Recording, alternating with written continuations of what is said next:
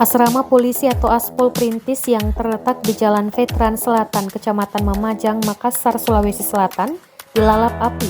36 petak rumah hangus terbakar pada Rabu 20 April 2022 sore. Api berhasil dikuasai hampir 3 jam kemudian setelah puluhan armada pemadam kebakaran dikerahkan memadamkan api. Kebakaran ini terjadi menjelang buka puasa, namun api cepat membesar dan membakar 36 petak rumah yang dihuni anggota polisi tersebut.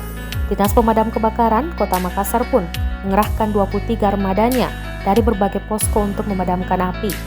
Saat petugas berupaya memadamkan api, terdengar terus letusan-letusan diduga petasan, di mana rumah petak di Aspol Perintis dihuni 56 jiwa tersebut juga merupakan petak-petak toko yang diperkirakan luas 60 x 120 meter persegi. Beruntung tidak ada korban jiwa maupun luka, namun kerugian material diperkirakan mencapai miliaran rupiah.